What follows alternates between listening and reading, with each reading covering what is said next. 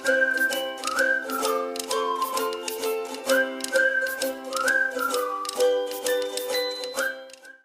itu kayak gini. Sapa itu kayak gini. Halo guys. Salam itu Assalamualaikum.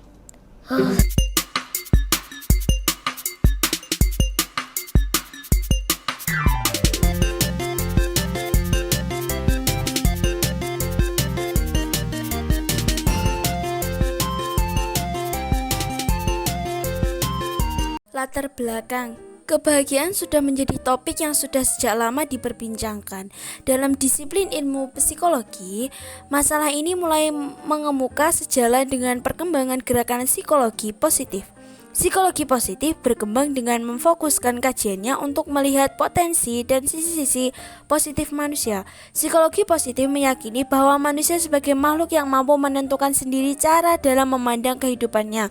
Dengan demikian, psikologi positif menekankan pentingnya pemaknaan hidup dan pemaknaan ini bersifat subjektif. Dalam surat Al-Hud ayat 105, ketika hari itu datang, tidak seorang pun yang berbicara kecuali dengan izinnya. Maka di antara mereka ada yang sengsara dan ada yang berbahagia. Hari kiamat memang belum datang, tetapi dikala hari itu datang, yakni hari datangnya saat kiamat itu, tidak ada satu jiwa pun, baik yang taat apalagi yang durhaka, yang boleh berbicara, melainkan dengan izinnya. Maka di antara mereka ada yang celaka dan ada yang berbahagia. Adapun orang-orang yang celaka, maka tempat mereka di dalam neraka. Bagi mereka di dalamnya hembusan dan tarikan nafas yang sangat sulit, yakni rintihan yang terdengar sangat mengenaskan. Peran hubungan sosial dalam menciptakan kebahagiaan. Menurut ahli mengatakan bahwa kebahagiaan sebagai muatan emosi dan aktivitas positif. Kebahagiaan merupakan konsep yang mengacu pada emosi positif yang dirasakan individu serta aktivitas-aktivitas positif yang disukai oleh individu tersebut.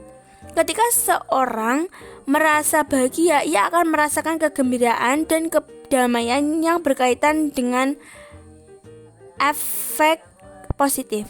Efek positif dapat menimbulkan perasaan aktif dan energik sehingga dapat membuat lebih produktif, sedangkan efek negatif dapat menyebabkan seseorang merasa kurang bersemangat sehingga membuat ia kurang produktif dalam beraktivitas. Faktor yang dipandang cukup penting memengaruhi kebahagiaan adalah dukungan sosial yang berasal dari keluarga. Secara spesifik, definisi dukungan sosial keluarga ada di dalam konsep dukungan sosial.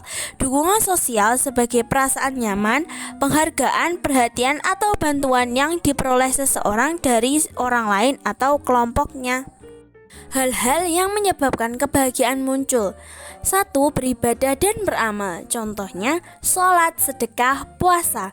2. Menjauhi larangannya. 3. Bersabar. 4. Berbaik sangka. 5. Badan yang sehat. 6. Memiliki teman yang baik. 7. Berpariwisata. 8. Saling memaafkan. 9. Bersyukur. Hubungan kebahagiaan dengan bimbingan konseling. Kebahagiaan seringkali terkait erat dengan kesehatan mental dan emosional seseorang. Bimbingan konseling dapat membantu seseorang memahami diri mereka sendiri, menyelesaikan masalah, dan mengembangkan keterampilan coping yang dapat meningkatkan kesejahteraan dan kontribusi pada kebahagiaan mereka. Kesimpulan dari keseluruhan adalah asas kebahagiaan, bimbingan, dan konseling dapat membantu individu mencapai kebahagiaan dengan membantu mereka memahami diri mereka sendiri, membuat keputusan yang baik, dan mengembangkan keterampilan hidup yang diperlukan untuk menghadapi tantangan. Kebahagiaan dalam hal ini dapat diartikan sebagai keadaan emosional yang positif yang dicapai ketika individu merasa puas dengan dirinya sendiri dan hidupnya.